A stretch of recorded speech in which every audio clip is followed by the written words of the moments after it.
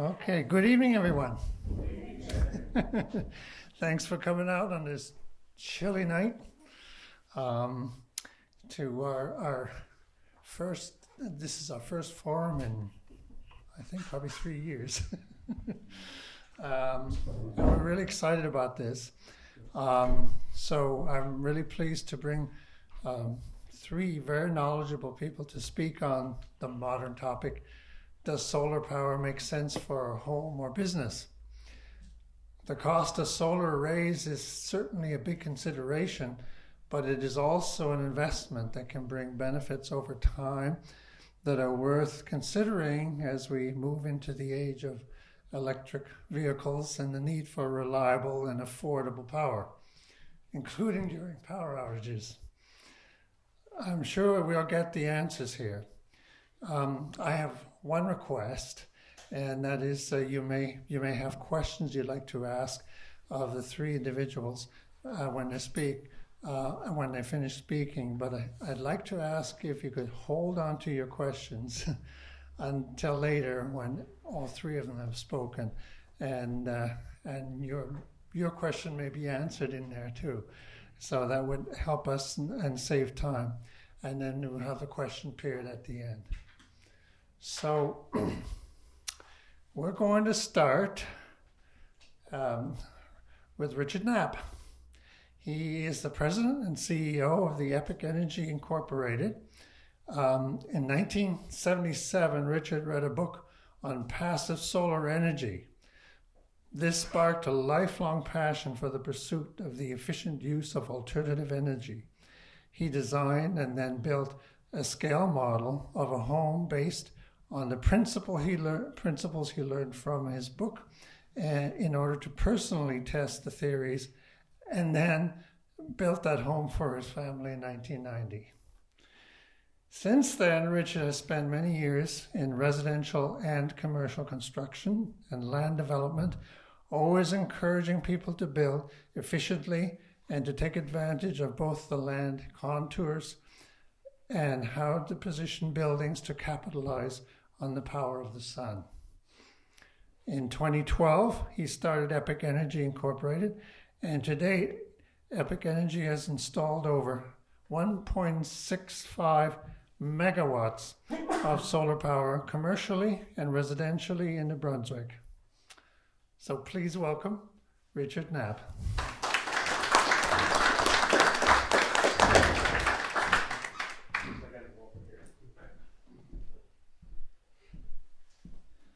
Well, thanks. So I guess that was there we go. That was a pretty good example of where I came from. I'm just going to have notes. I'm not going to use the TV or anything, so you'll have to just bear with me on that. So some of the things that I started out with was really wind turbines and water turbines as well, back when I was doing some experimenting with this efficient use of our renewable energy. And then eventually we got to solar panels when they started coming out and being available. But you quickly realize when you start using solar power that there's no moving parts. You set them up and you kind of forget about them for a long time. And that's the nice thing about it compared to wind turbines or water turbines. And they're very efficient as soon as the sun comes out as well. Wind is, you have to have a constant wind in order to take advantage of it. So, and then of course, looking at what was going on all over the world, solar was really taking off. So panels, when I did my first system in 2011, I guess it was, a panel was $1,000, and that was only a 225 watt panel. So the first bunch of panels that I installed cost about $20,000. That was just, I think it was 5 kilowatts. So, and the payoff for that was about 25 years. So that's what you expect to have for an ROI when you did this about 10 years ago.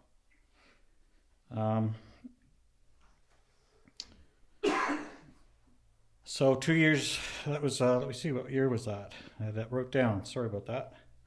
Anyway, it was a couple of years after that, I went back and put 12 more panels on, and they were down 25%. So that turned my ROI into about an 18-year term. And so that's really when I started installing some systems for people and customers, and really didn't make any money at it, but it was experimental, really, most of it. So we got a chance to install a tracker. And if you guys are from this area, you probably saw, I mean, Peter Cook has a couple of trackers, Brian Fox has a couple of them. And when I installed one of them, the efficiency on them was 32% more than just solar panels sitting on a roof. So by putting that on your land, you would get that ROI. Well, at that time, I installed it myself. My ROI went down to 6 to 7 years. So that was just within 4 or 5 years of time when we started till the time I put my last panels on. That's how fast the return of investment came down. So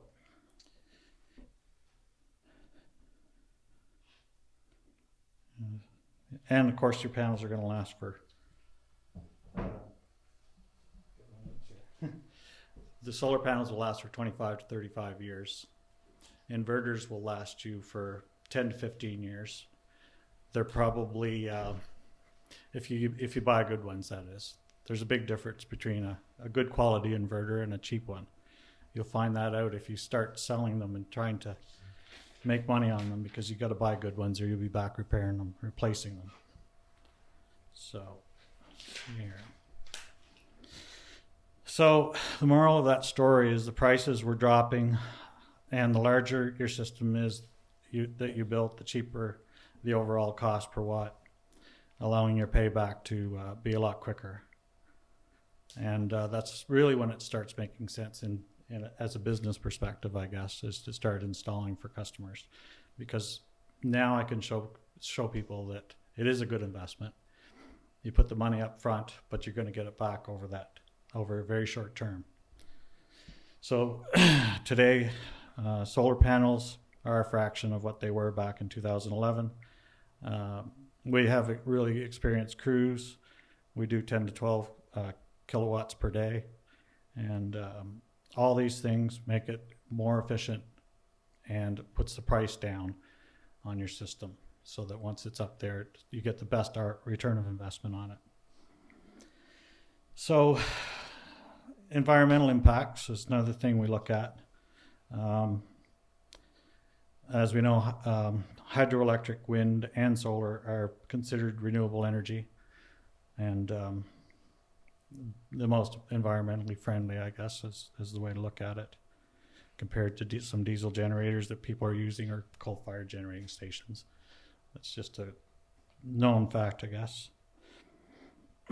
So the best way to clean up the environment is to something that doesn't exhaust the fumes or I guess burn up the, well, I'm not going to get into that. That's more environmental. So I'm not sure what direction MB Power is headed in with provincial funding currently, but the price of electricity will be going up for sure. As everybody knows, I think it's going up 5.6% in the spring. And we do our estimates on our ROI for 2 to 3% increase every year. So for a lot of people that are in this, there's several people in the room actually that have gotten quotes through us and other companies, and I think you'll always see that we've always used a total of 5 to 7%, because the electricity you're generating on your roof, it goes directly in your house. You don't pay any tax on. It's completely free. So that's something you realize once you get a system on your roof.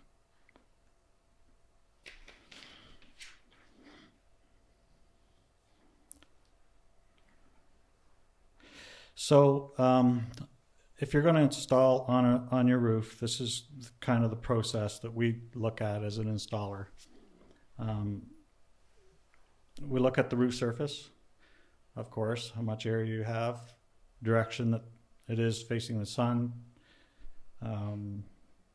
We also ask for power bills so that we know what your consumption is for the whole year. And that way we can kind of break down, see how much panels we need to give you a zero power bill. Because ideally that's what we like to design out, is a zero power bill for everybody. And if they don't have room on the roof, then we would also look to the ground and see if you have some room for ground mounts. The electrical end of it as well. We look at what the house has for your electrical entrance, because we have a lot of electrical codes that we have to follow, and we're pretty limited on that end of it too. How much power we can feed back through meters on the hydro wires. So.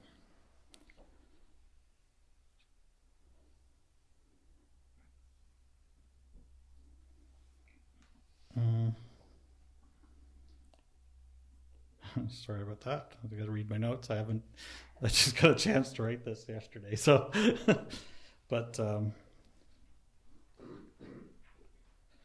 so yeah. And once we get these, estimates done, we would normally go out and do a site visit to see if there's any other surprises anything that we could run into, water sewer lines or anything like that. Just anything at all. Sometimes it'd surprise you what we find in electrical panels that shouldn't be there.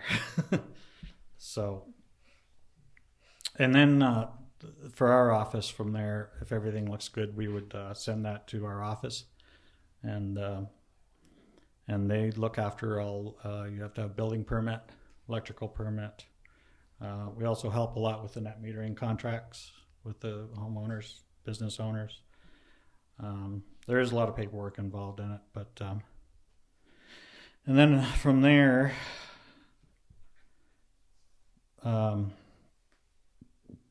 there's something else too that a lot of people don't think of if you're doing installing on roofs, and that is your structure on your rafter of your roof. We actually have to have a structural analysis. A lot of the building inspectors don't recognize that, but we do it automatically because we don't want to damage a roof. And sometimes that gets into a lot of cost to the point where people just can't afford to do it, because it puts your ROI way up.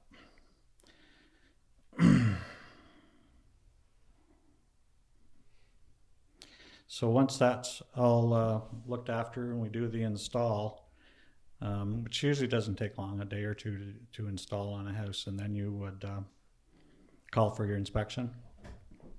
And local inspectors are trained now. We used to only have one or two in the province, but pretty well every local inspector will inspect these now. And and then once that's done, he forwards that approval to net metering, or MB Power, I guess, and then they would look after the meter change, put your bidirectional meter in.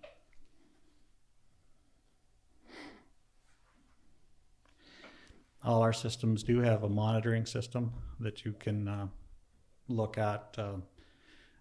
It's usually updates every 3 to 5 minutes. So, and it's a global system, monitoring system, so it doesn't matter where you are. And it'll collect the data daily, monthly, weekly, yearly. So that gives you a good example of what your payback's going to be. You can find that, you can look at it and confirm that after a year or so. But that's what we base a lot of our calculations on. There are a few programs out there like PV Watts that will give you that information, light penetration throughout the whole planet. But we've been at this for so long, and we got so many systems out, we just use our own data. So we have pretty good data in this area. But that monitoring system is free, and comes with pretty well every inverter. Actually, there's 2 or 3 different inverter companies. Well, several actually. Now, used to be 3 or 4. And the only other thing that I wanted to talk about a little bit here was the battery backups that we're just getting into now. You're probably hearing something about it. Tesla's had a Powerwall out. We put one of the first ones in with MB Power in New Brunswick, but there's a lot of companies that have them. and they're going to be a pretty good setup, because now you can take that extra power from the solar panels that normally you would ship back onto the grid, and then you bring it back and pay the 15% taxes that you have to pay when you bring it back. Well, then that's fair because you're using their power lines instead of a battery. But once you have a battery in there and store your own power, you can use that power through power outages, but you can also, if you have an electric vehicle or something like that, you can use that power, plug your vehicle in, and set it to take the power right out of the batteries, depending on your size of the battery. But and now the new vehicles are coming with what they call vehicle-to-grid technology, so you're able to use that battery power again back into your house. And if our province does end up going to time-of-use billing, like they did in Nova Scotia and several other provinces, you can turn that on automatically to feed your house during those hours, which means you're not paying the high rates of time-of-use billing. So that's another advantage that you would have with solar, hybrid inverters, and batteries. Let's see here. Got one more page.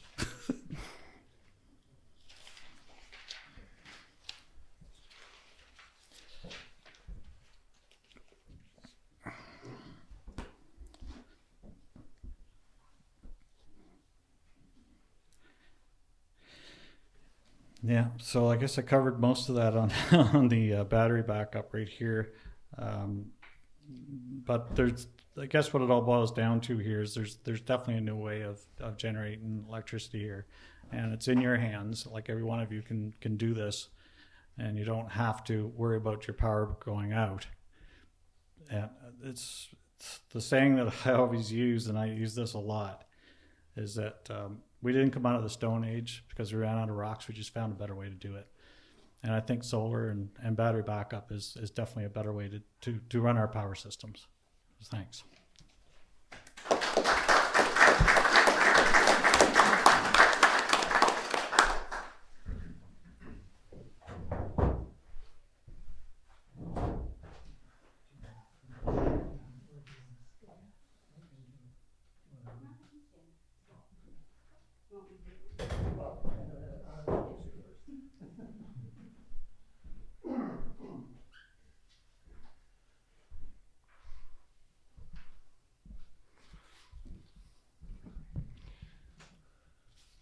Our second speaker is Sarah Kane, and she has been with NB Power for over 6 years in a variety of roles, including AMI Project Manager and Business Innovation. You'll have to explain what the acronym AMI is. Sarah's most recent role is as administrator of the net metering program, which began in July of this year. With a bachelor degree in e-commerce and background in process and performance management, Sarah is keen to find ways to improve on delivery of the current program, as well as identifying how service delivery may change to suit the future of renewable energy programs as they relate to the legislation and increasing accessibility for New Brunswickers. So please welcome Sarah Kane.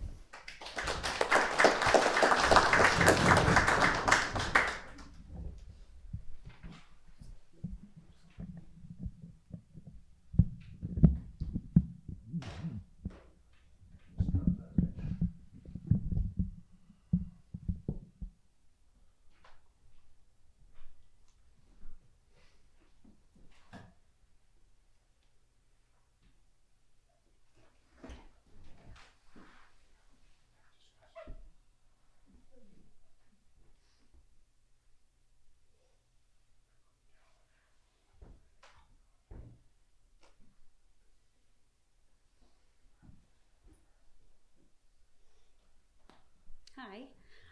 So just to answer your question, AMI stands for Advanced Metering Infrastructure, or otherwise known as smart meters. So when I started with NB Power, it was on that team to kind of start that ball rolling. Then I moved to Business Innovations, which essentially is performance and process management. So now I'm pretty excited to be the administrator of the net metering program and today I'm just going to take you through very quickly, or briefly rather, what's required for the program, what you need to do. Most of it Richard's already covered, so that's pretty good. And then just kind of what we've had some recent feedback from a survey we've done with some of the customers in the past year who've entered the program, and kind of give you some of the information they've shared with us. So first of all, I guess Richard already covered basically what net metering is, but essentially the process by which we go through is that customers are able, through the use of a bidirectional meter, to track credits put back on the grid by their solar systems or their wind systems or another approved renewables. We don't have a lot of wind systems through this program that we run. That's kind of usually on a bigger level. So net metering as a system is generally capped at 100 kilowatt systems, which is pretty ample for even small businesses. We have a couple of breweries and that kind of thing who operate with a larger size system, but they still can see advantages of using net metering that way. But generally it is homes that are coming into the program. So like I said, what it does is you have your system installed, you get your meter changed out for one of these bidirectional meters, and then that meter allows you to, it still tracks the consumption that you take from MB Power, and then it also tracks the amount that you're putting up on the grid, and then you collect credits for when you when you supply your excess up into the grid. You're collecting all those credits to use back against your consumption throughout the year. Because obviously where we live in New Brunswick, we have lovely long sunny days, so you're collecting all these credits. Your months will pretty much be a zero usage then, but all of that banked credit those banked credits can be used for those winter months, like starting now, right, in December, and when we have the shorter days. And then by the end of, I'm probably skipping way ahead where I should be, but by the end of March, we do a reconciliation on each account, and if you have excess credits, we apply them all to whatever billing you have standing at that point, because usually that's your largest bill around the January, February, March areas. And usually that just takes a big chunk out of what that bill would normally cost you, and then we zero them out and we start the whole process again in April. So that's the fundamentals of how the program works. This depiction here is pretty self-explanatory. Your panels you get the energy from your solar panels that the inverter converts to electricity, which you use in your home, and whatever you don't end up using can be flowed back up onto the grid using this bidirectional meter, and then you collect the credits and off you go. There's quite a few qualifications, and there's quite a process involved in getting this all set up. As you can imagine, there's a number of different things to think about.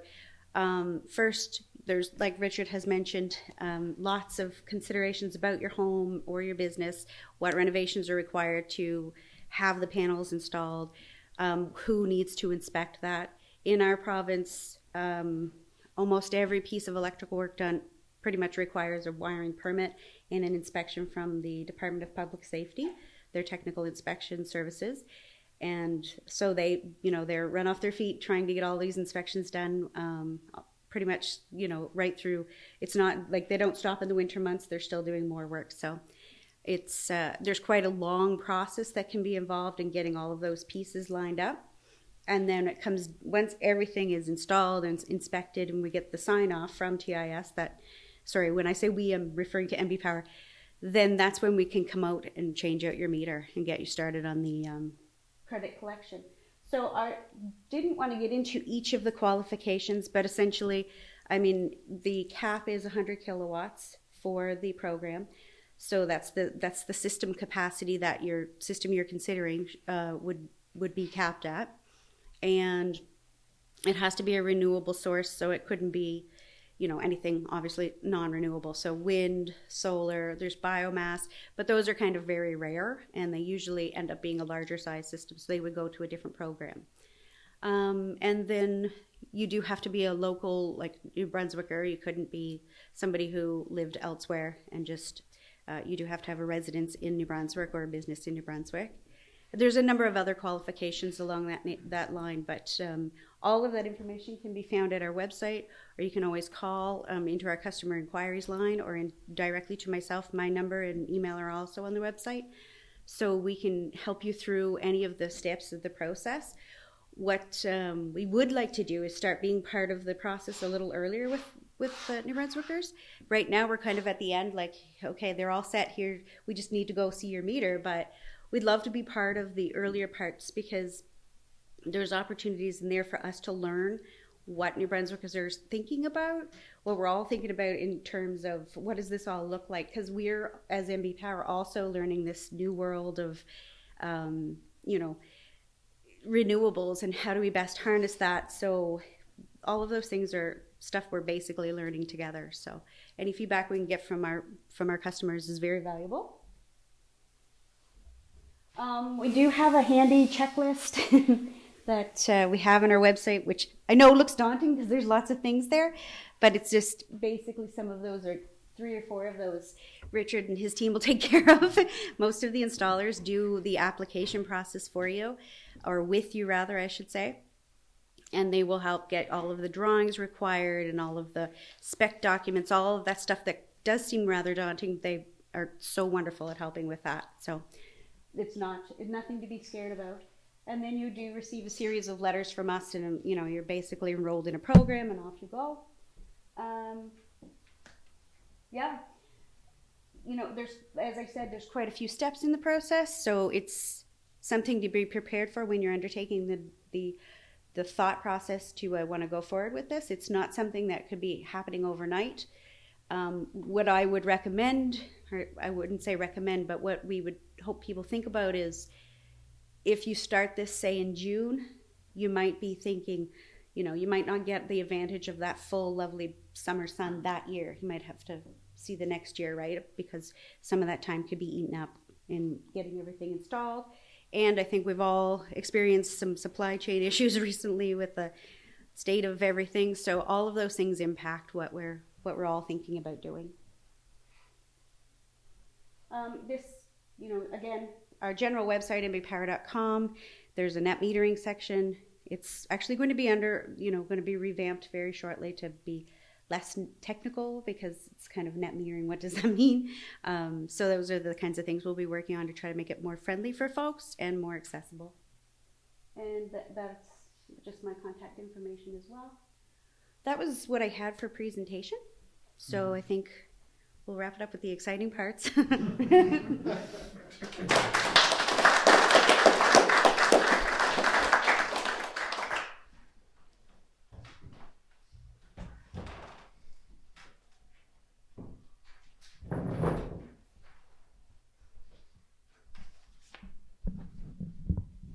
tall like me, aren't you?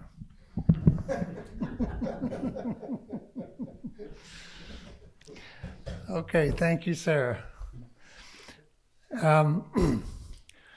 Greg MacPherson, many of you know him. He's a member of the Sustainable Energy Group, as am I. Oh, I don't think I introduced myself, did I? My name is Sam Arnold. Greg is a founding member of the Green Economy New Brunswick. And as an end user, Greg has completed several solar projects, including his home and business properties. And I believe he's done 4 installations. Is that right? Greg also brings a unique perspective on the merits of solar power as a senior financial advisor and certified financial planner. Greg is also an expert on social responsibility investing and holding several designations, including Responsible Investment Advisor certification. Greg, the floor is yours.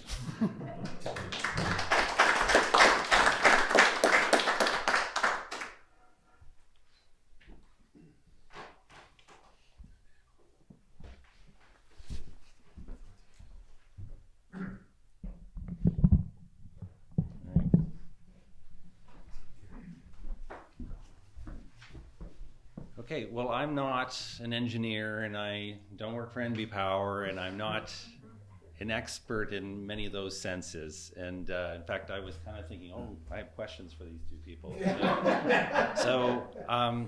But I guess the perspective I bring to it is I've done sort of 4 different projects, and I have used net metering, and I can kind of give you my experience from that. And I have positive things to say. I have some pet peeves too, and I'd be happy to, I guess we're going to do questions later, so if anyone has questions about that, I can address that. And then I'm a financial advisor too, and I'm not here to talk about that, but there is sort of a unique perspective from the financial point of view. Does this make sense? What are some of the pros and cons there? And anyway, so we'll get into that a little bit. But just to be clear, how am I going to do this? So this is my old office. I've moved out of this place now. And there were 40 panels installed there in January of 2020. And I was very happy with that, and it worked out very well. And when I installed them, I didn't realize that I was going to move a couple years later. And I was very happy that I was actually able to transfer some of the credits. Sarah talked about building up credits in the summer and stuff. I was actually able to transfer those credits to my other property that had net metering, which is great. So,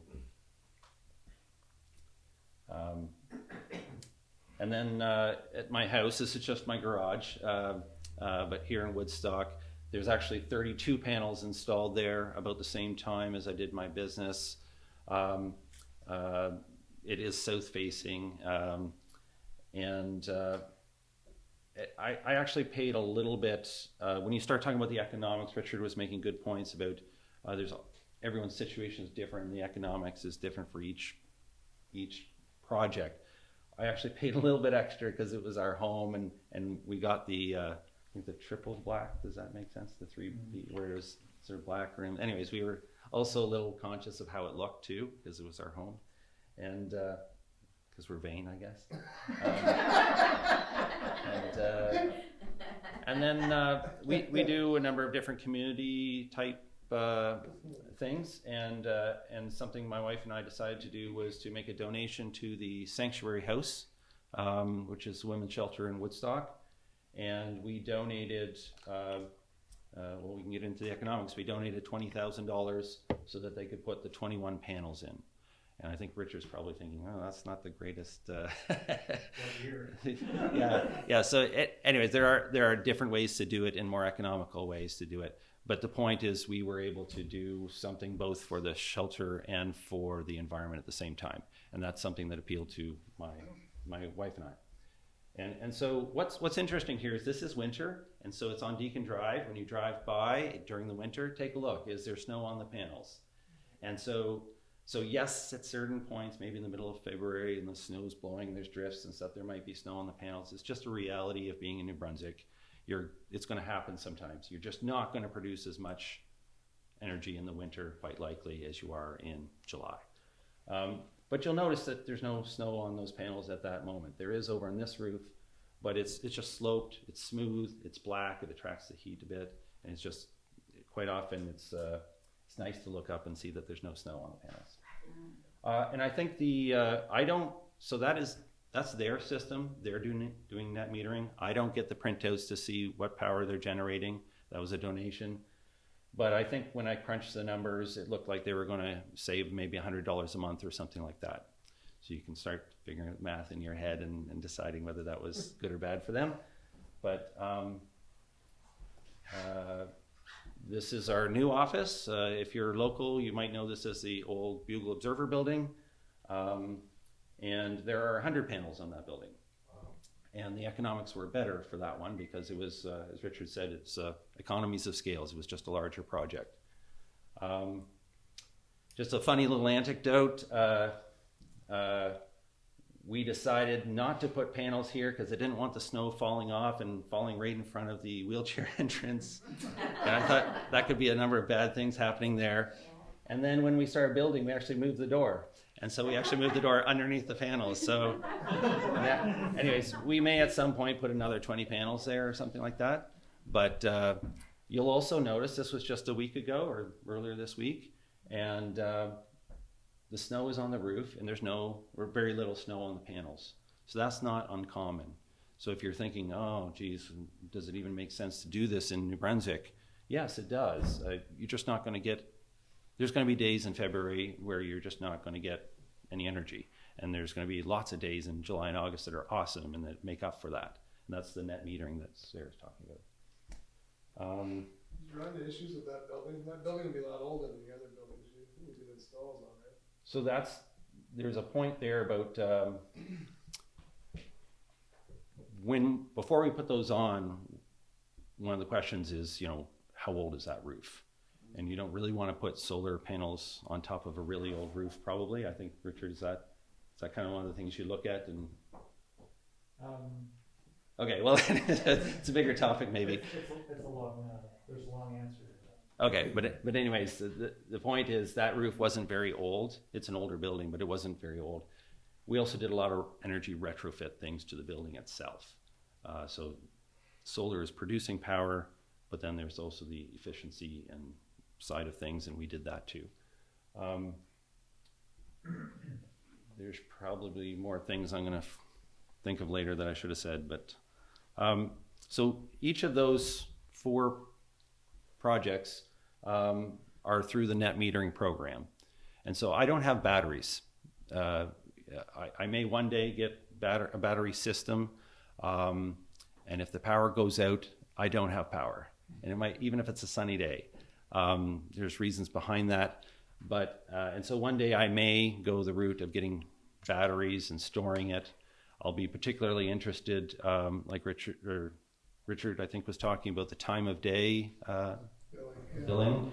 And so at some point down the road, if NB Power does that, that might be a motivator for me to do the battery packs. Okay, so in terms of why I did this, so there are sort of financial reasons and non-financial reasons. The financial reasons, I guess, I think of it as an investment. Okay, so you might think of it as an expense, but it's an investment, right? And it's actually a very predictable investment. So in my world, I think of GICs and bonds and investments like that. It's guaranteed. I mean, there's pure math behind it. Before you ever install them, somebody like Richard can say, well, it's facing this direction and it's this angle and you're in this part of the world, and you crunch a few numbers and there's so many watts on the panel, and they can spit out a number and they can know fairly accurately what power you're going to produce throughout the whole year. Maybe they don't know how much power you're going to produce next Thursday, but they know throughout the season in this part of the world, this is what you can do. And it's actually very predictable. So you can say, well, if I spend this much money, this is how much I'm going to save.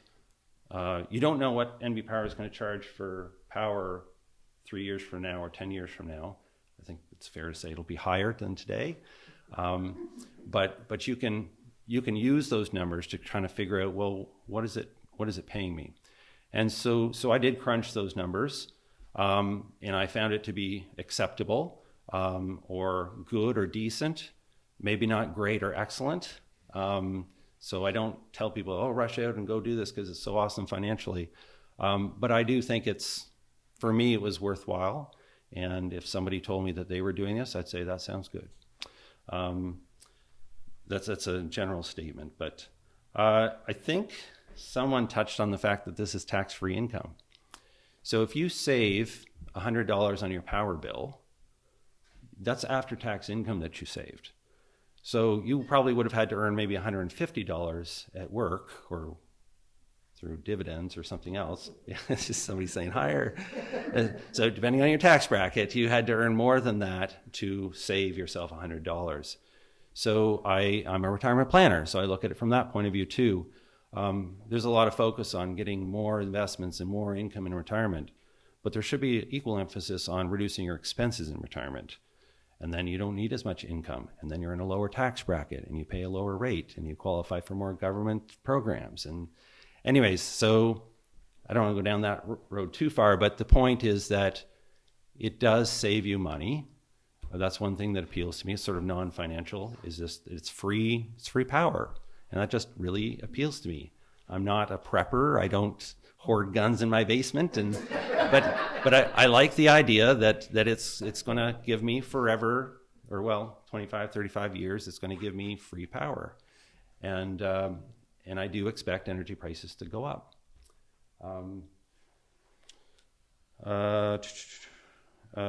So some of these properties one was my home, and two of them were businesses.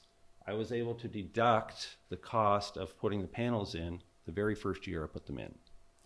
So if you spend $20,000 on a solar project, I'm not an accountant, but there's an accelerated depreciation of 100%, I believe, the very first year. So if I put solar panels in today, which is November, by springtime when I do my taxes, I'm going to get roughly, it depends on your tax bracket and all that stuff, but for business, I'm going to get probably half of it back. So immediately my costs are in half. I also get to deduct the cost of the power too, but anyways, the point is that it makes the economics of doing the project, which is a big significant investment, to get a good chunk of that back within a few months makes it more affordable. That doesn't apply to your home, but and talk to your accountant or tax advisor on that.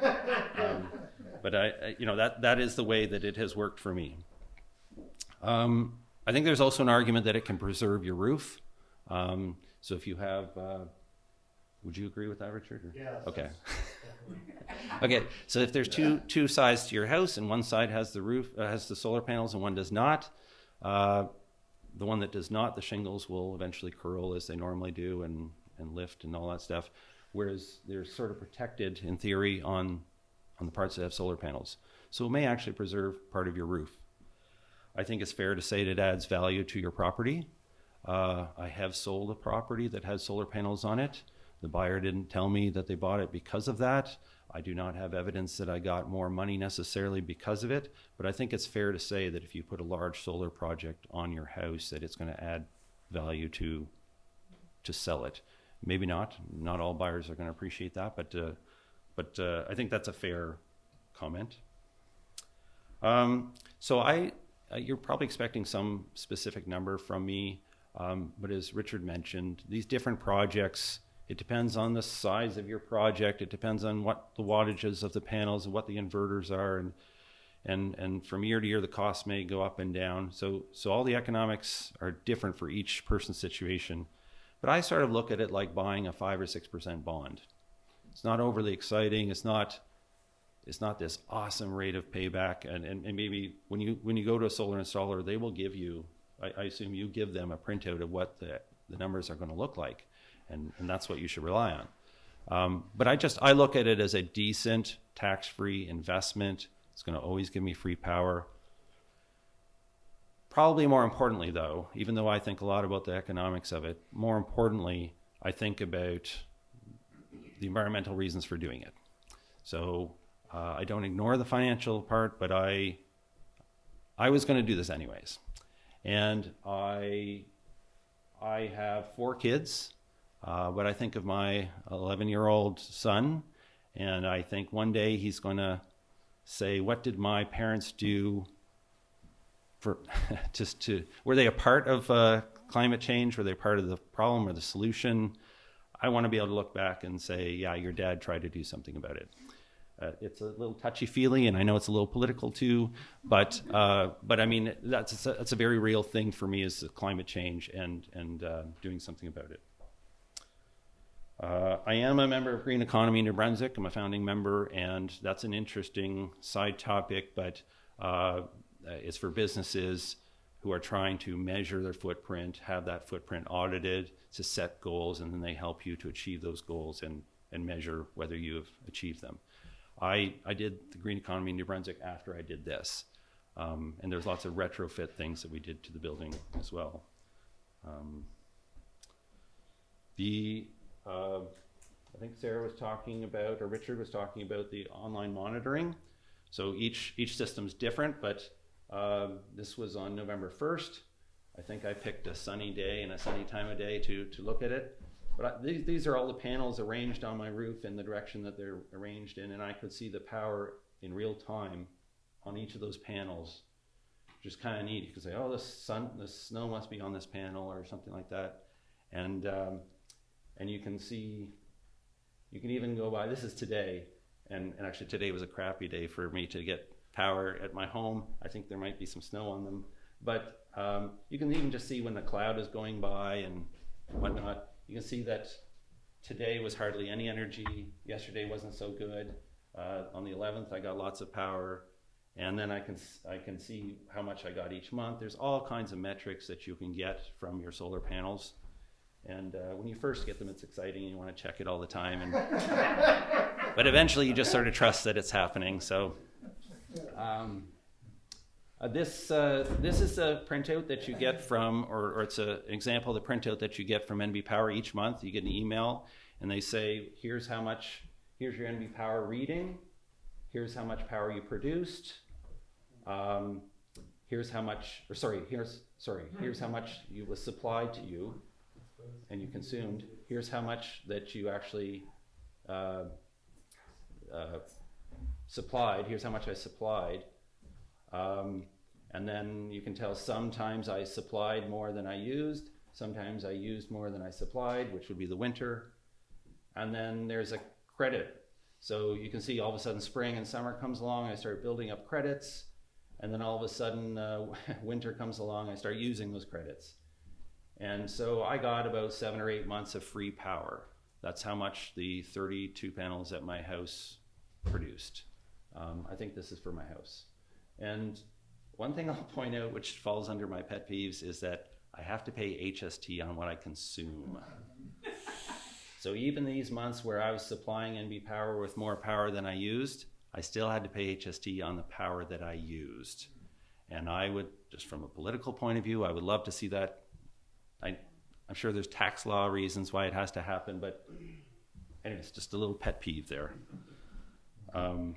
Another pet peeve is that if you produce too much, which is probably not usually a problem, but if I, for some reason, had lots of solar panels and I just didn't use much power, and then your 12 months rolls around and you get to the end of March and you haven't used all your credits, I do believe you lose them, right?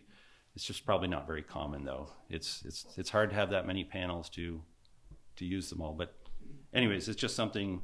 Richard would help you. That's why you need the power bills when you're setting it up, right? Could you transfer those from one property to another? Like if you had 2 or 3 properties, could you? No, you can't. No, if you close one account, you open another new account. Yeah. So when I moved and sold the old property, they did let me transfer I didn't think they were going to let me, but they let me transfer my credits to my new property. Right. But it was the existing. Yeah. Accounts as existing. Yeah, I closed off that other net metering agreement because I sold my property. Right? Yeah, so, but yeah, no, you just want to be careful when you're installing that you're not installing more power than you can consume, I would say. Another pet peeve is they put up guards there so squirrels can't get in and shoot your wires, but it can happen, so that's why you might want to check every once in a while. The other pet peeve was the bidirectional meters. I don't know where we stand on supply chain issues there, but when I installed those 100 solar panels, I went for all summer without waiting for a bidirectional meter, and it probably cost me a couple $1,000s. So before you install, you might want to make sure the bidirectional meters are there. And then just general support from NB Power in the province. I mean, I won't get too political, but I personally do not feel that, I feel that New Brunswick is one of the worst jurisdictions in North America for offering incentives. And I'm sorry, you might disagree, Sarah. There are technically some incentives, but I found them very hard to get. I didn't get any. And there are programs out there, and you should research it, and you should try to get them. And so I'm not discouraging from that. There are things out there. But I just found that compared to the United States or some other provinces, New Brunswick, I didn't find as a leader in that. Nova Scotia, and anyways, don't get me started. I will say that it is an easy process. Like, I mean, Sarah had this whole list of steps there. It's actually very easy. People like Richard take care of that. So you contact somebody like Richard, they set you up, they show you what the economics are, they give you a price of what it's going to cost. They tell you whether it makes sense or not. And if it makes sense for you, you want to go ahead with it. They pretty much take care of everything. And then one day the inspection and everything's all signed off, and then NB Power steps in and they say, here's your agreement. And anyways, I found it very smooth each time I did it. And sorry if I talked too long, but that's everything.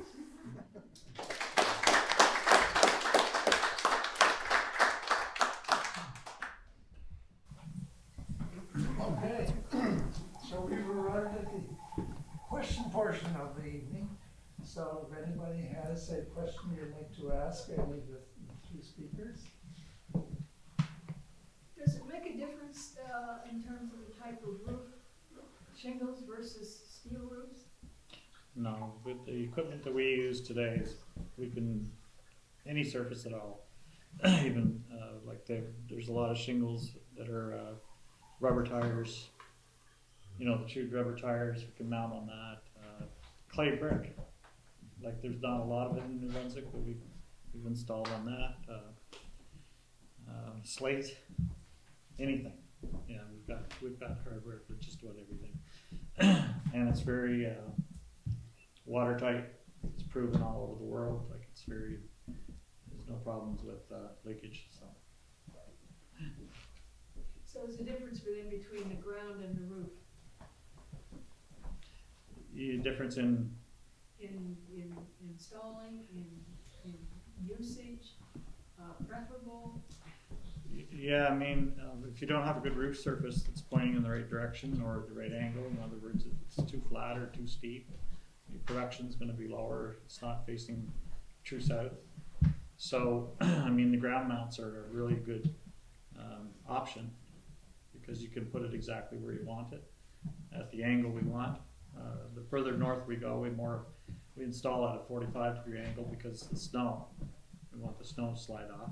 In the southern part, we usually use 33, so it's a little flat. Would you change the angle during the year? No, we wouldn't. We'd never get into those ones, and I'm glad we didn't because the last hurricane I went through pretty well took all them out.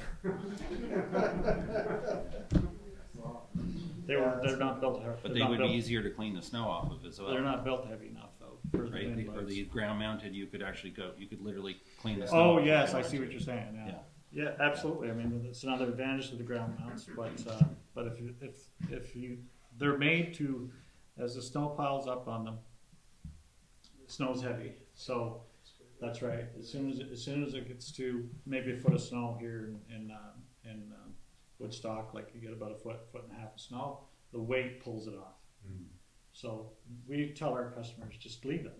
Don't go out there and clean them off every time. You could scratch the panels, and it's just the snow will come off. If there's even just a corner of the panel showing with no sun on it, the sun will attract to that spot and will help to melt it. That's right, because they're dark. Yeah. I do have a long broom at my house and with an extension. I tell you, it takes so much energy to use it. And I'm thinking, geez, I'm probably making $2 off of this, and I'm spending an hour taking snow off. So I just don't do it, and or rarely will I do it. And yeah. There's not a lot of production in the wintertime either, so. Yeah. So I've heard that heat is also a major takeaway as far as the reduction in efficiency. So would that be another case for ground mount because it isn't on the roof and it doesn't have as much heat build up as it would? You have to talk quite a lot of heat before you lose efficiency in a panel. Okay. Like 30, 40 degrees in Celsius before it really starts to reduce it a lot. And then here again, because we have temperatures here minus 30 and 40, you get your efficiency back in the wintertime again. So yeah, it's not really a factor. 10-15 years ago, when I first moved up here, there were quite a few solar water heater projects on the wall, or in town here on the roofs. Mm-hmm. Don't see too many anymore, and it seemed to me that there were quite a few maintenance issues with them. Is solar hot water heating out of favor? Is it a good deal? It's done. Huh? It's done. Like, because you have to put a whole new system in your house for heating hot water, and the efficiency of them, it's not that great anyway. Now that solar panels have come down in price, and we have these heat pump water heaters, which I think MB Power is also giving credits for or grants for. Yeah. So And don't worry about you that. put one of them in and put 2 solar panels on the roof, and you've already gained what you would have lost there in the solar. Have you seen any of the solar hot air, like where it's like basically the dryer duct tubes that they heat up and. You mean those water tubes? Yeah. Yeah. That's what he was talking about. No, it's No. a different system altogether. It's It's just the air, like they they make them out almost of have like aluminum pop cans and or stuff. Oh, something. yeah. Yeah, they're great things to experiment with. But, Air is not that great at conducting heat. That's the trouble. That's why they use water. Yeah. I have a question about retrofitting public buildings. Like I'm thinking of like the nursing home. Are there programs available to get into that, or is it kind of not really? do you know anything about it? So, MB Power offers a number of rebate incentive programs for residents, primarily, and there are also some for larger than residents, kind of commercial, industrial, small industrial, all those kind of rate classes. There are programs available. I don't know of each and every one of them specifically. Generally speaking, they usually require somebody to come and do an audit of your specific project, because I think we all mentioned every project is so different. It's not really possible to apply the exact same like cookie cutter rule to every single place. So yeah, the long and short of it is the first step of a program would be to call into MB Power, ask about what's required to get set up with an audit, and then they'll send someone out to you who's able to do that. And some of the things that actually are available and are just kind of starting to pick up interest are things like commercial solar installations. So solar installers can get trained from MB Power and get, I guess, certified, so to speak, on conducting these audits and then designing what's the right solution for that particular project. But it's something that it's hard to say yes and here's the A, B, and C of it all, because it's all so unique to each location. So is the audit then really important as step one? It's always important, even if you're just thinking about taking advantage of the residential rebate programs, always have your audit done first, because if you don't have that audit paperwork finished, you may not get rebates. That's just the way they have it set up. So it's very important to have your audits done first. And I'd even go so far as to say, I actually just had my own audit done a couple of weeks ago. The audits will reveal things you wouldn't think quite really were there. But there's a number of items that even before you would consider solar, but I wouldn't say not to consider solar, but so many other things that would be something you'd want to start right away, like proper insulation, any sort of older windows that could be replaced. All those lovely things also contribute. So, I mean, from my personal perspective, to say, well, I'm going to put solar in, which I am aiming to do as well, but to do that and then still have it all just leaking out my old basement, that wouldn't be a great return on your investment, so to speak. So I'm biting my tongue a little bit, but yes, I agree. You should do if you're thinking about it residentially, you should do the audit. You should look into the program. You should, if you've got an inefficient house, then maybe your money is better spent that way. And there's a lot of efficiency stuff going on in MB Power that they are encouraging you to do, which is great. And there are incentives for it. My problem is that when I applied for that program, I had to do step A, B, and C before I ever got anything for solar. Yeah. So we actually, even though I spent X number of dollars on my solar panels and wiped out maybe 2/3 of my power bill, I didn't get a single bit from the solar incentives, from the incentives, because I wasn't willing to insulate my exterior walls and do these fairly expensive upgrades. That's just my own personal opinion and experience, but it is true that you shouldn't have taken an inefficient house and then put solar panels on it. There's maybe some other things to do too. It should be if you already meet those qualifications, then you get them waived, and then you get to go to step D. My personal experience was that we had a relatively efficient house, and I had to do, if I didn't do this, and this, I couldn't get anything for the solar. Yeah. And I had to jump through a lot of hoops and spend a lot of money to get incentives, and it just didn't. I would encourage. It was well worth doing the audit, and it was well worth doing it. But anyways, that's just my personal opinion. No, I've heard that a lot too from our customers. That particular program is just not where it should be. There are I believe there's a federal loan now, and there's the 5,000, but I think you can also get a loan too, maybe, and. Well, There are programs with regards to the credit, federal green loans. Yeah. But which weren't available when I did it. I'm just wondering how many, Richard, in your case, how many off-grid projects have you seen pop up, and what are the pros and cons of going, completely off-grid, maybe with like an NB Power backup as an entrance? Yeah. So we've done several homes. When it gets about 3 to 4 kilometers off of the hydro lines, it's cheaper to put your own power in today. So, I mean, you still have to be concerned about, you have to make sure you have a generator. I mean, that's just, you're going to have that when you're out in the woods. But the cost-wise, that'll still pay you back in about 10 to 12 years, putting your own power in, if you're that far off. Because I think last estimate we had for power lines 3 to 4 kilometers was around, I think it was $50,000 to $60,000 to put it in.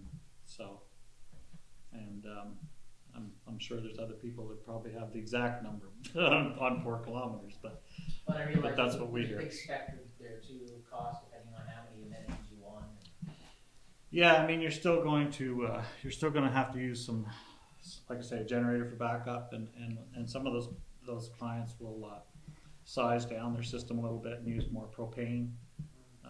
That way you don't have to put quite as big a battery bank in and have the generator run as much. So again, each system we look at, it depends on what the person wants to do. How big's a panel in terms of square feet? Well, there's a lot of different sizes. Obviously, there's 60 cells. Well, when he says he had Yeah. 50 on a house or 32, how big a roof do you need for that?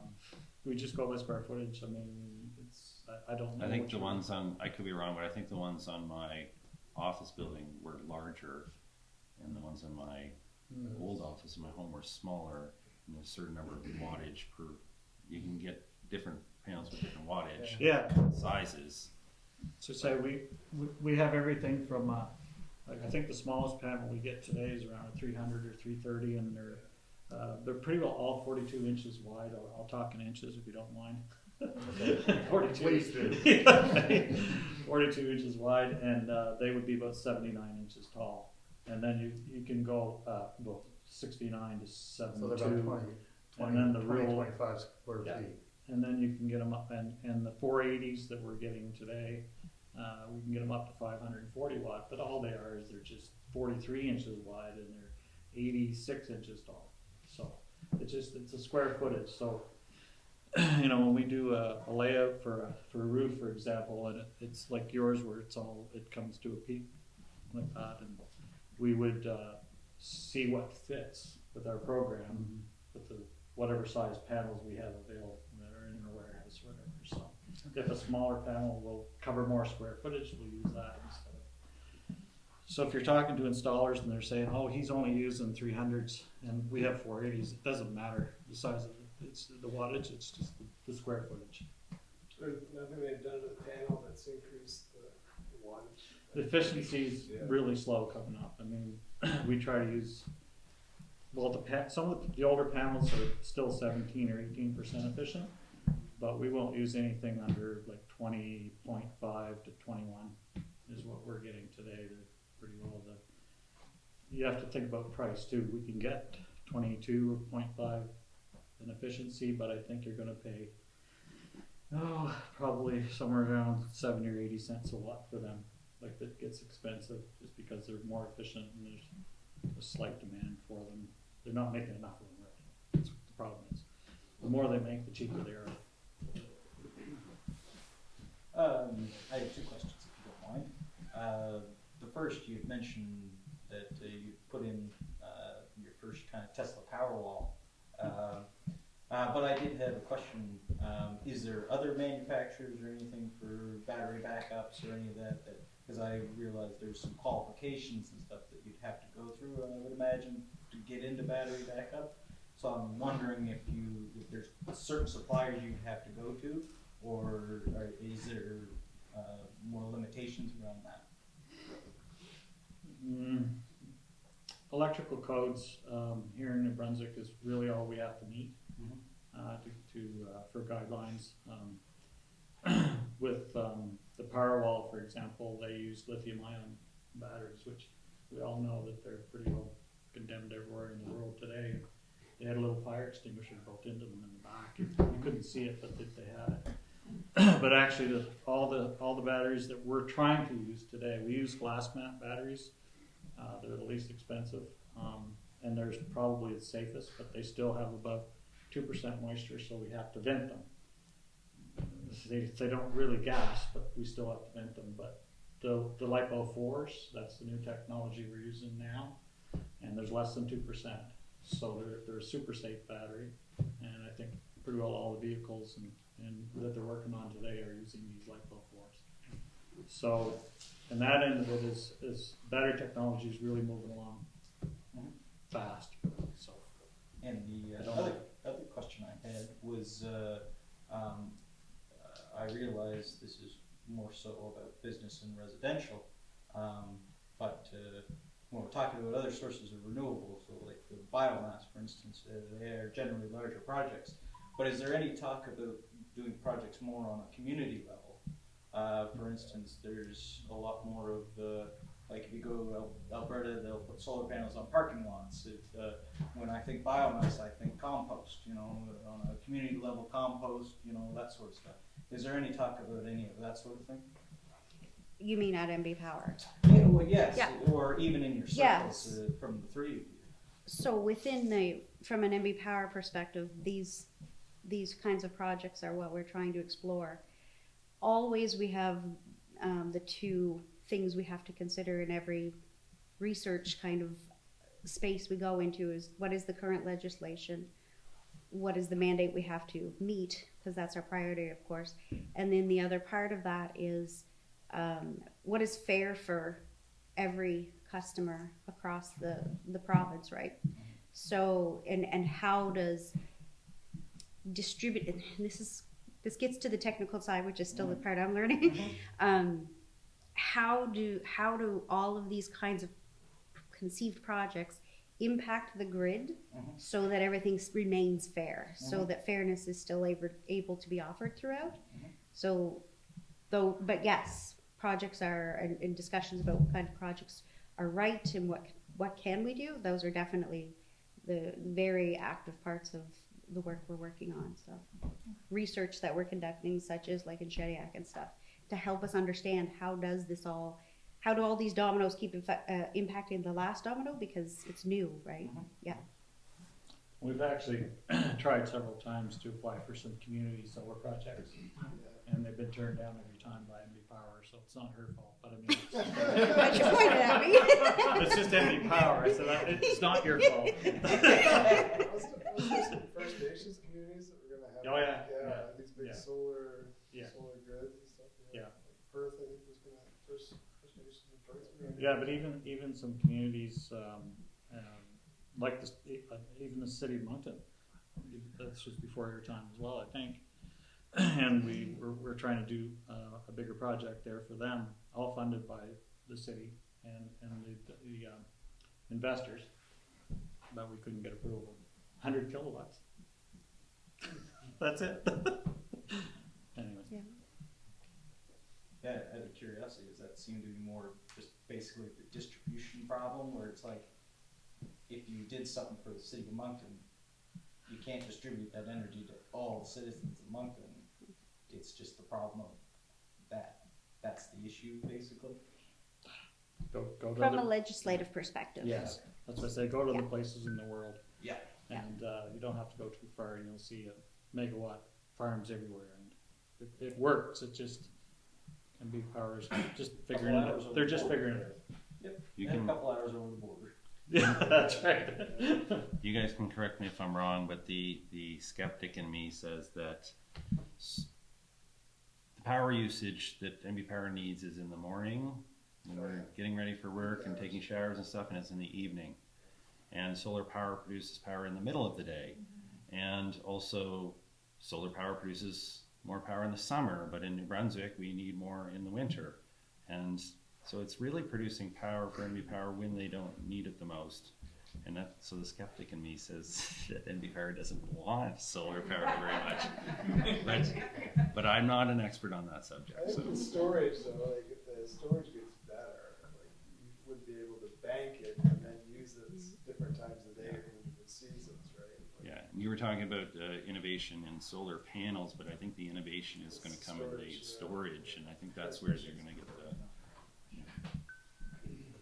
That was where my question was. Talked about the paying 15% on all the power you use. Well, obviously somebody's figured out how does it impact your ROI putting batteries into the system. I have five different systems that I use on the farm and camp and stuff, and they're all kind of Rube Goldberg battery type systems. But the battery and controllers are what have given me the most cost and grief. That's right. And I just wondered if you knew kind of where we're at as far as how a battery can impact the ROI. Is that why people aren't putting them in, because it doesn't make sense? Yeah. Well, until we've come up with the LiPo 4s, we were losing about 30% through heat loss in your battery, because you had to change it from DC to AC and back to, or DC to AC, and then step it down to DC to charge your battery, then back up to AC to feed your house. So you lose about 30%. So you're better off to pay 15% tax on that power that you get off the grid rather than take 30% a loss in your batteries. Plus the fact that your batteries won't last long if you cycle them heavy. The old batteries, the LiPo 4s, lead acid had about 1,000 cycle life. LiPo 4s had 6,000. So the newer batteries are likely to last the 20 years? Or? They would last in a household probably 20 years easy. They'll last in cars guaranteed for 10 years, warranted for 10 years. And they cycle every day.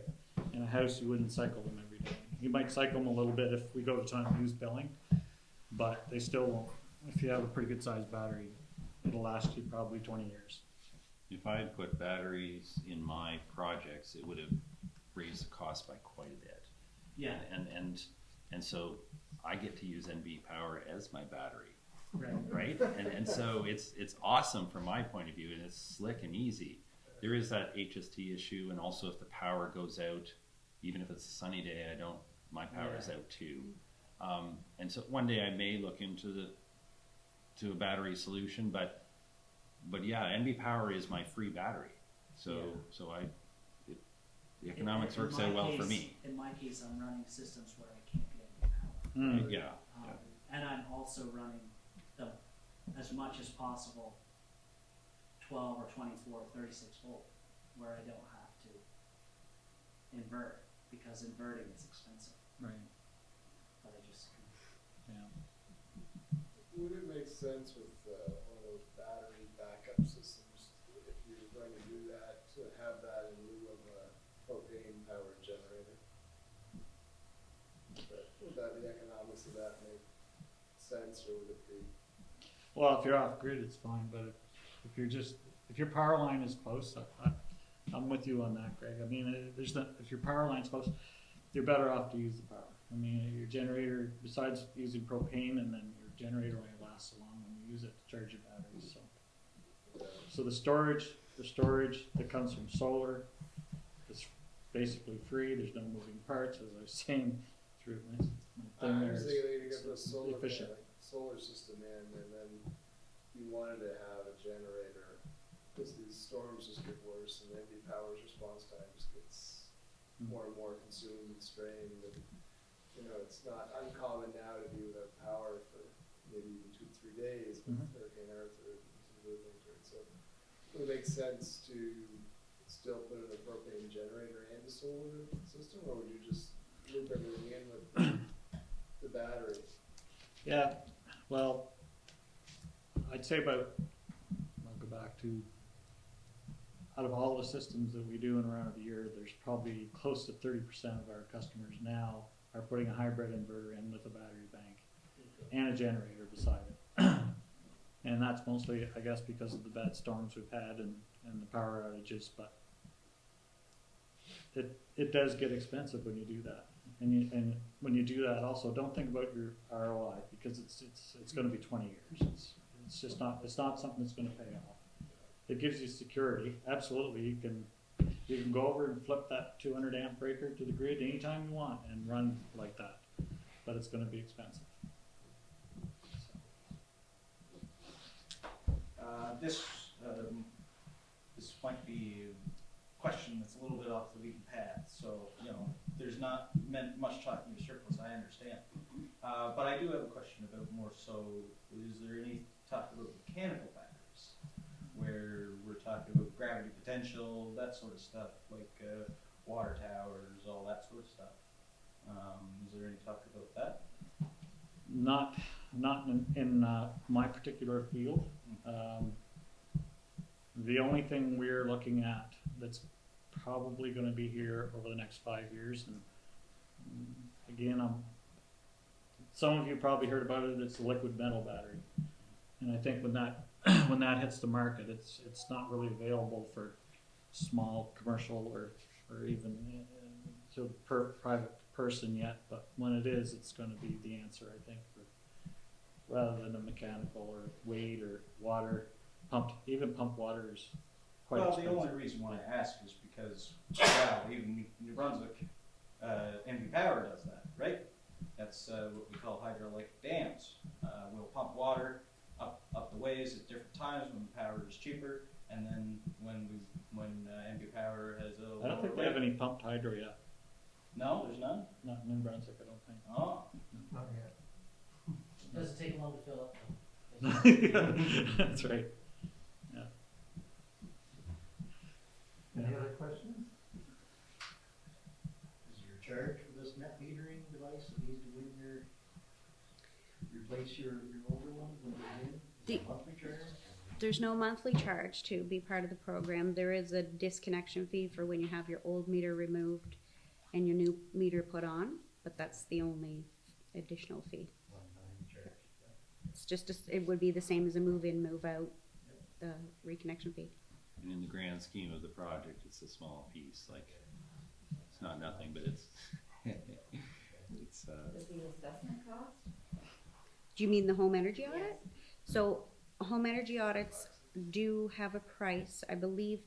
So there's kind of layers to them. So there's, if you're just planning to do a home energy audit and perhaps take advantage of rebates offered by the province through MB Power, there's a price, and I think it's $199. But if you're considering larger renovations to take advantage of the federal rebates, the cost of the audit is I want to say $299. But if you do get rebates, you get the whole price back from the federal government. So it's, yeah, kind of layered that way. When they did ours, they gave us a whole bunch of free LED bulbs and a shower head, and like, so we kind of got our money's worth anyways. It's not fishy. That's part of the program, right? It totally is. Yeah. Or it was. I don't think that's part of the audit Oh, anymore. maybe it is now. I don't Or at least I didn't get them the other way, but I have mine done. That's a special auditor. Richard, in your company, is there a cost for the additional survey evaluation? In other words, Site visits? if somebody wanted to get it started and contact your company and say, come out here and look, see what I can do, whatnot, Yeah. does that incur a cost? No, no, not as of yet. Not until I try.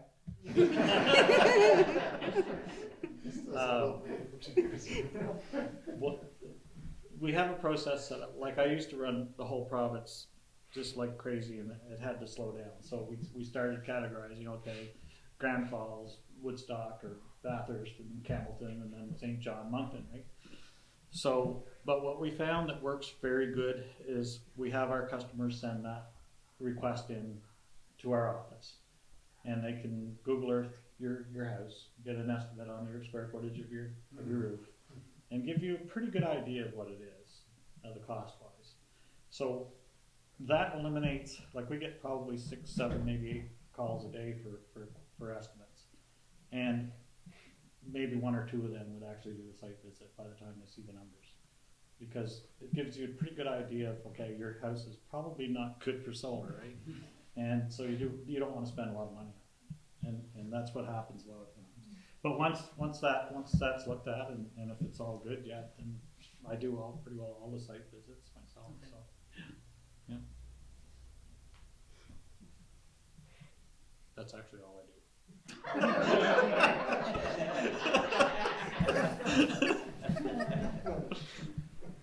One more, 2 more. When you say that house is maybe not good for solar, what typically would that look like? Like, what would make a house not good for solar? Yeah, houses that have a lot of different roof surfaces, where you can't really get a flat area to mount any amount of panels, is one problem. Flat roofs are usually a problem. Those are the main things. And then even if you have a pitched roof that's east and west and it's quite steep, you get so much shadowing on those roofs that it just doesn't, right today, it doesn't make sense to do. Now, you can go to California where they get a lot of sun, and you could do those roofs east-west because they're still making good money on them, and their power rates are really high too. But right here, our power rates are fairly low still. If you start looking across Canada, they're pretty good. I think a lot of it is the fact that they're subsidized by our tax dollars, but it's fine, I think. Still makes sense to do solar though. I think when you started out, did I hear you right? You said these solar panels will last about 15 to 20 years. Then you have to replace them. Why do they The wear out? inverters, you said. Yeah, the panels are anywhere from 25 to 35 years of warranty. They'll last probably for 50 years. Now, the thing that usually goes first is the inverter. The longest, I think and I know microinverters are warranted for up to 25 years, but we don't want to get into microinverters tonight. Not fond of them, but they supposedly are warranted for 25 years. But the ground mount, the string inverters are warranted, they come with anywhere from 5 to 10 year warranty. But most of them that I've put in when I started in 10 and 11 is really when I started putting any amount in, and they're still going. I mean, they're really good. If you buy a really good quality inverter, there's only 2 or 3 manufacturers in the world that do a really good job on them, and you know, they've been in business for a long time, and they build good equipment. So you invest in it long term. Make sure you get a good inverter. Quality, that's right. So you're discouraging microinverters? Is that what you said? You don't want to go there. We do microinverters. We're doing 100 tiny homes in Fredericton right now, and every one of them's got microinverters. That's not the issue. It's the long-term issues that you'll get into. The connection points. They have a Wi-Fi system built into them, for example. Like he was showing you, it's really pretty. But the trouble is those Wi-Fis, they lose connection quite often, and then we get a call. And my inverter's out. Right? Is the inverter? Exactly. It's not though, right? Right. Right. The So inverter's fine. It will drive installers bananas. So especially in the north. So my old building and then my house, I believe, again, I'm not the engineer here, but I believe those ones are microinverters. The ones at the new office, I think, are the string inverters. What's the difference in cost? On a regular 10 kilowatt project, it's very similar in cost. The microinverters do cost a little bit more up front, but the installation is easy. That's another Like a lot of installers, new installers will use microinverters because they're easy. Like they're plug and play, and very little cost for your electrician. All low voltage. Like all our string inverters are running 400 to 600 volt DC. They're all high voltage, so you know you got to know what you're doing when you're working with that voltage, as you already know your K lines. I'm sure you know, but so that's why a lot of companies are using microinverters. But I'm telling you, everywhere I talk to all the installers, and I even have family in Germany, so over there they're shying away from them because it's the warranty looks good, but it's the headaches that the installers have to go through over long term. That's the problem with them. So. And they're probably working. Like that's the thing. The Wi-Fi disconnects, and they're probably working, but you don't know until you go up on the roof, take the panels off, you find the inverter, and then look at the green light. Oh, it is working.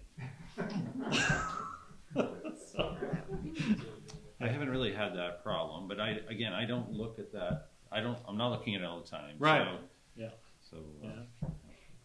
No, it's just saying we've got quite a few of them out there, but just enough to we do use them. We still use them in real shaded conditions. There's a little bit of advantage, but on a regular roof, flat surface, or whatever, it's string inverters are way better. Okay. Well, I think maybe it's 8:30 already. I'd like that we should thank our three speakers.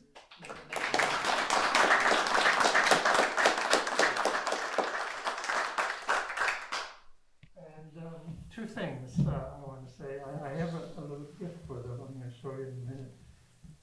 Old homes in Woodstock, none of which had solar panels on them. But I think you might enjoy those books. And they were actually made by one of the SEG members too. The book that has this building on it as well. Oh, nice. So before you leave, I want to remind me there's refreshments back there. And they need eating. So thanks again. And if you have any more questions, you can just